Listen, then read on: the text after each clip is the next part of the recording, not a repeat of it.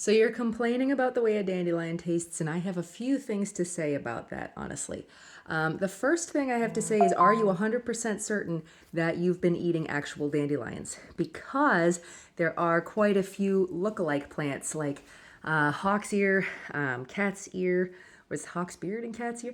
Those are two of the most commonly ones mistaken for dandelions. There's basically a lot of the plants in the Asteraceae family, anything with those little yellow fluffy flowers, they're all edible, but dandelions are the only ones that actually taste decent, okay? They were brought here as food and medicine. And there are a couple of varieties of native dandelions, but they're mostly like way up in the mountains and stuff. And the vast majority of us are seeing some variety of Taraxacum officinale, which came over from Europe.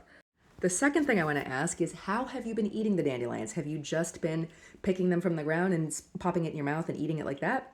Are you eating the bitter parts? Are you a fan of bitters? Because if you're not a fan of bitters, that tells me that you're probably not too keen on your own physical health. The bitter flavor is really, really good for you, and I understand it might not taste that great.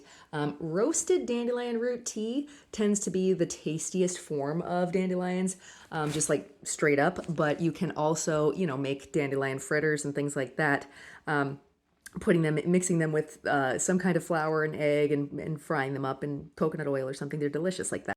Just eating the dandelions straight from the ground isn't always the best option for somebody that isn't used to that bitter flavor and doesn't have any kind of understanding or desire to eat more of that bitter flavor. Now, one of the main reasons that dandelion is one of the most important plants that you can be putting in your body is because of that bitter. The bitter flavor, when you take that into your body, into your tongue, before you eat the rest of your food. I have a whole spiel I give about salad greens, but that starts your bile flowing, which is basically the juices that are secreted by your liver that go into your gallbladder that are then squirted into your digestive tract, which help you digest thicker, heavier foods, any the fats or meats and things like that. So that's why a lot of people who have no gallbladder end up with digestive problems, because they're not producing bile anymore. They're not able to get bile into their digestive tract. And the dandelion root and that bitter flavor from the greens and everything can actually help your digestion improve a lot, especially before like big heavy meals like Thanksgiving.